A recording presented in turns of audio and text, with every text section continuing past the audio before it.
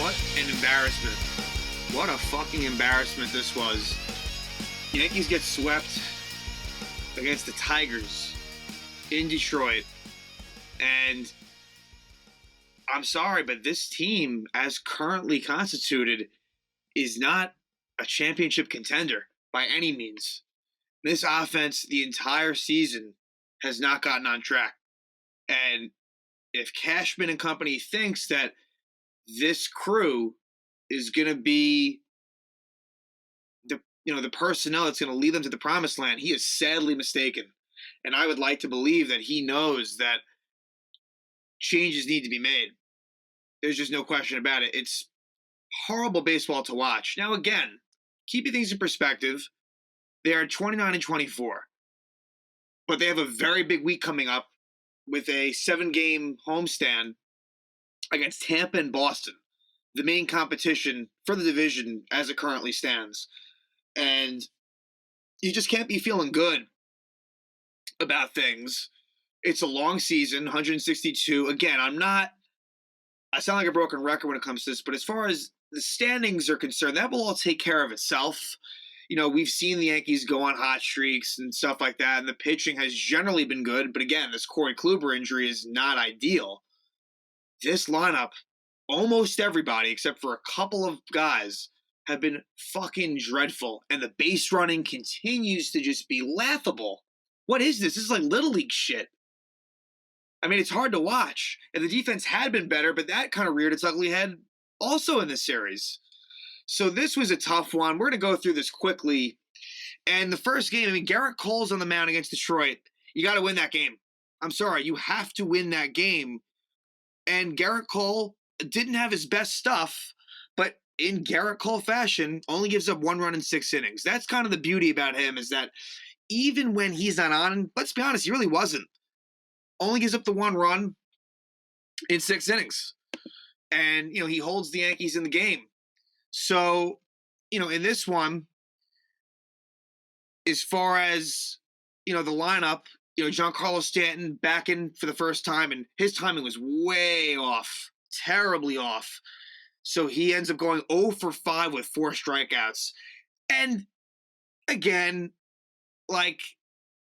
it's almost to be expected that he wasn't going to be where he was. We've seen he gets hurt. It takes him a while to get back into form. So it was a really bad game for him. That stands out. There was actually a 4-hit night for Rougned Odor randomly. So just some kind of stats that pop. But, yeah, as far as this game went, and another thing I'll say, too, the Yankees are grounding into so many double plays. The Yankees have grounded into at least 50, which is the most in baseball. And with bases loaded, it's been 9 times that they grounded into a double play. The next highest team is 4. So, again, not getting the big hit has also been a major issue lately.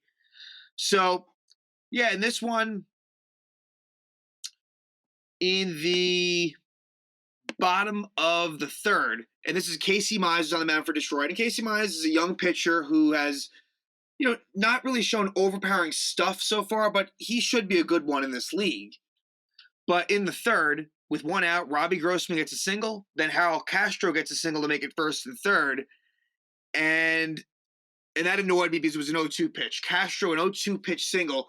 The one thing about Cole that's bothered me this year is sometimes these 0-2 pitches he's leaving right over the plate.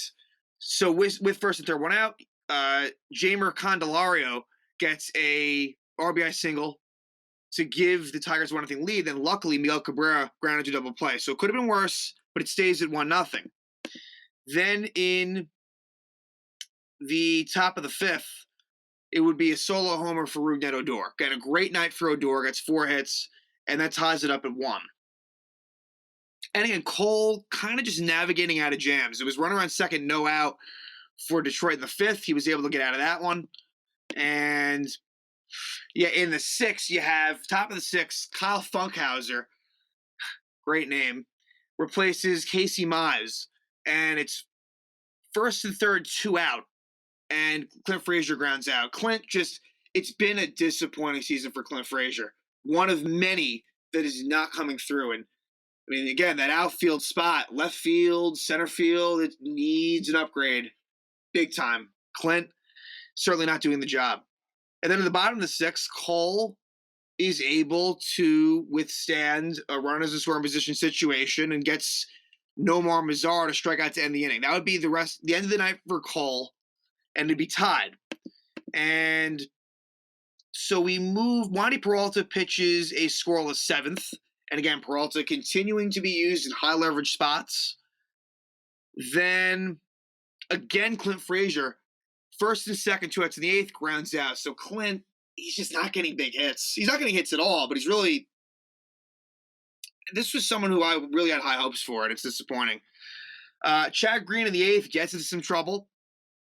Again, a runner on second, no out spot, but is able to navigate without further trouble, and he got lucky. I mean, Candelario with 1 out hit a liner to LeMahieu at first, and LeMahieu makes a very nice catch. So Green, lately I haven't loved what I've seen from Chad Green, but able to escape that one. Then in the top of the ninth, you have a situation where Andujar pinch hits for Gardner, gets a single with 1 out. Then LeMahieu walks. You have first and third, 1 out. Giancarlo Stanton's up and strikes out. Terrible at bat for Stanton. And then Judge, who has been one of the few that have come through, strikes out as well. Bottom of the ninth, Chapman pitches in a tie game on the road. And I'm fine with this. I really don't like Chapman with that runner on second in extra innings. So people complain, you got to have Chapman in there for a safe situation. But to be honest with you, on the road, I'd rather him just get that bottom of the ninth and then see how things play out afterward. I understand that's up for debate, but I had no issue with Chapman pitching. It would be a leadoff walk, but luckily Akil Baddoo with a terrible mistake as a pinch runner who kind of strayed off first, and Sanchez, a ball that kind of got away from him, was able to throw him out. So Sanchez had pinch hit in the ninth for Higashioka. He comes in and does a nice job defensively as he guns down Baddoo, and then Chapman escapes further trouble. Top of the 10th, you have Judge on second. Gio strikes out. It was a rough series for Gio. Glaber grounds out and Judge moves to third, and the Yankees get super lucky as the catcher, Jake Rogers, just cannot. Odor's up, and it's a pass ball by Rogers, and Judge scores. Odor would then get his fourth hit, and then what do you know it? Clint Frazier strikes out looking. Just awful. So Justin Wilson comes in the bottom of the 10th. Now, Jonathan Loaisiga, I guess, was not available. He had thrown 27 pitches the night before, but why Justin Wilson? Justin Wilson's like the last guy you want in there. Give me Luis Sessa. I know he's not great, but not Justin Wilson. And I know Licky pitched the day before, but this is like the last guy you'd want in there. And he almost escaped. He almost actually did the job. And I said going to this inning, you know what? If it ends up being 2-2 at the end of this inning, I can kind of live with that. So Wilson gets Nico Goodrum to fly out. Great. Runner on second, 1 out. Then Victor Reyes grounds out, and the runner moves to third. So it's runner on third, 2 outs, up by 1. And on a 2-2 pitch to Robbie Grossman, it was close. It might have been a strike. They call it a ball. I've seen that called a strike a lot. Now, this is me being a little bit hard on Sanchez. If Higashioka was behind the plate, could he have done a better job of framing that? Maybe. I'm not going to kill Sanchez, but I kind of wish he wasn't the one behind the plate in that situation. And so it's now a full count. And here it is, the next pitch after the controversial no strike that would have ended the game. Justin Wilson serves up a meatball, and it's a 2-run homer for Robbie Grossman, a walk-off, and a really devastating loss to the Yankees. Not one in which they deserved to win, but one that they had, and that one really stung. That one really, really hurt. And so Detroit wins at 3-2, and what do you know? Justin Wilson the next day placed on the IL because of a right hamstring strain, a.k.a. he sucks, and we don't want him on the active roster. Come on. Even if he was, so if he was hurt, why was he in? None of that makes any sense. None of it. There's no way you can explain to me, so either he's hurt or he sucks, and now you're telling me he's hurt and he sucks and he's in there. Okay. Next game. Let's go to the next game. And it's Davy Garcia, who hasn't done well in the minors. Someone who I think eventually could be good, but he's young. He's inconsistent. But again, forget about the pitching. It's all about the lineup. And the lineup they trotted out for this fucking game was brutal. Brutal. So Giancarlo Stanton doesn't play. He barely moved. The first game he was the DH and struck out 4 times, and I think he grounded out and yeah.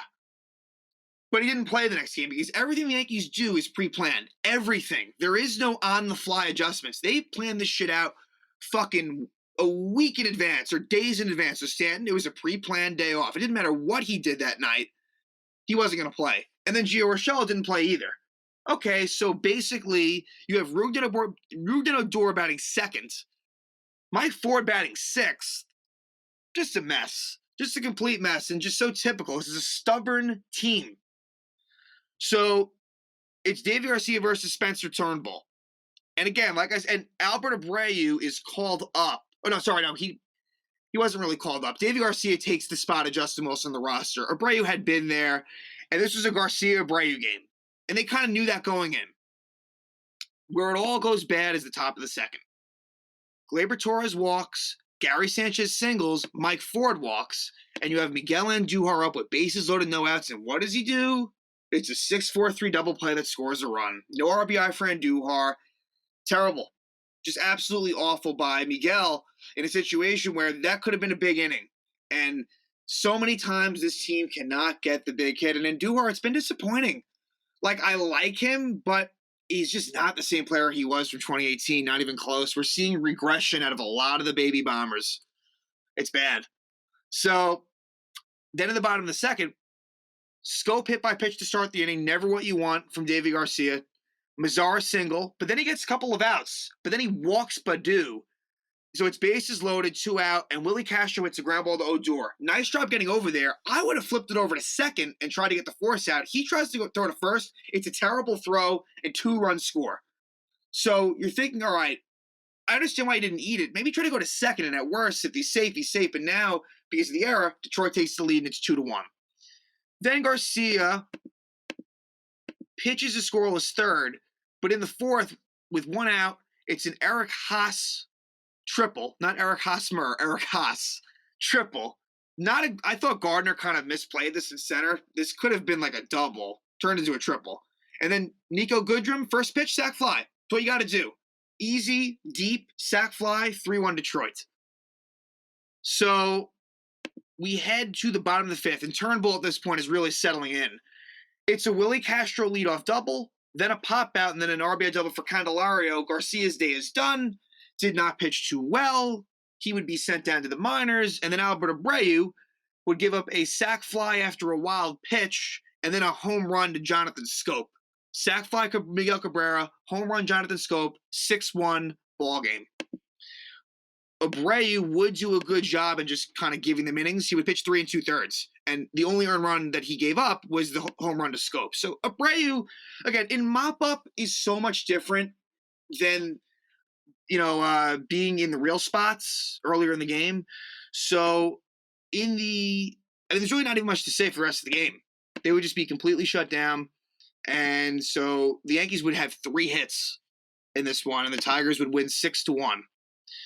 Yeah, really not much else to add here. You had a hit by LeMahieu, Torres, and Sanchez, and that was it.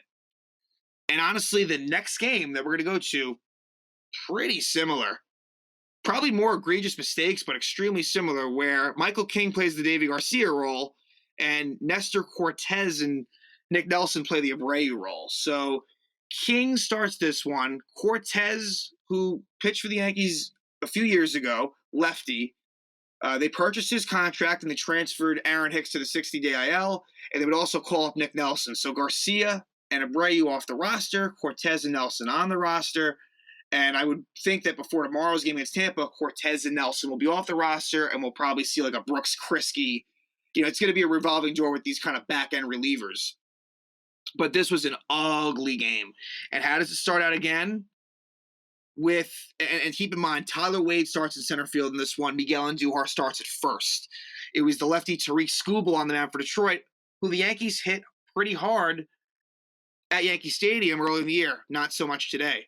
But in the first and second, no out, and Judge hit it pretty hard, but a double play, and then Urshela lines out. So LeMahieu would single and Stanton would walk, and nothing to show for it. Just awful. Then in the first, Michael King, who in mop-up type situations has been fine, but put him in a real spot like last year, and I knew he wasn't going to come through. So Goodrum singles, then an out, then a hit by pitch to Miguel Cabrera, then a strikeout, and then with 2 outs, first and second, Nomar Mazara gets a 2-run double. Gives the Tigers a 2-0 lead. And King kind of escapes out of the second, even though he didn't really pitch so well.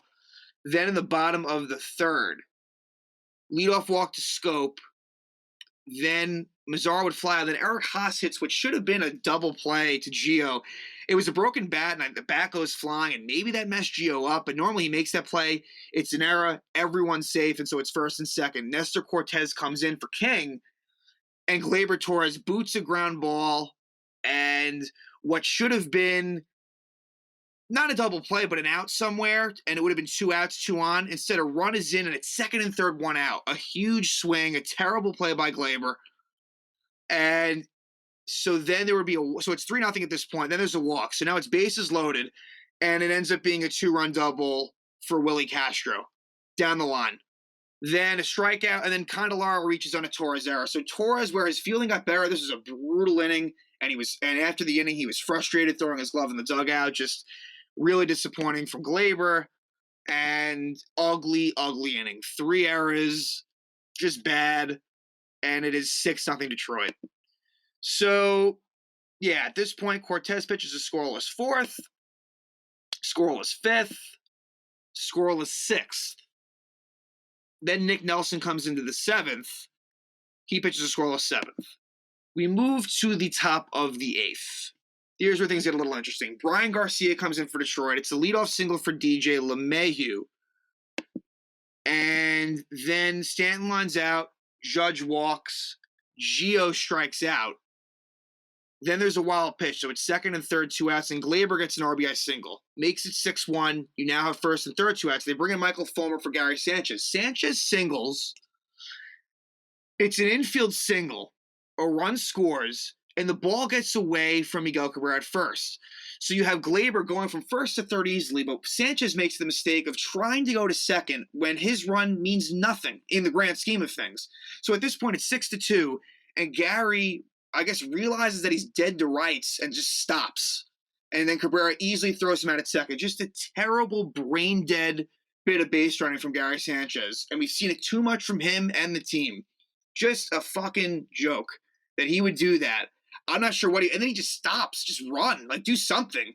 What good is just staying there? So Sanchez, he needed to stay at first, obviously, but if you're going to go to second, go full out. Just a terrible job. Embarrassing. Little league shit. So then Nick Nelson pitches a scoreless 8th. It's 6-2, it's 6-2 Tigers. And we get a leadoff infield single by Andujar. Could have been an error. They call it a single. Then Frazier gets a single. So it's first and third. Tyler Wade hits for himself, which honestly I was all right with. I'm sick of Brett Gardner, and I certainly didn't want to see Mike Ford. Wade does strike out, so it was a bad day for Tyler Wade, which isn't terribly unexpected. He's not a good hitter.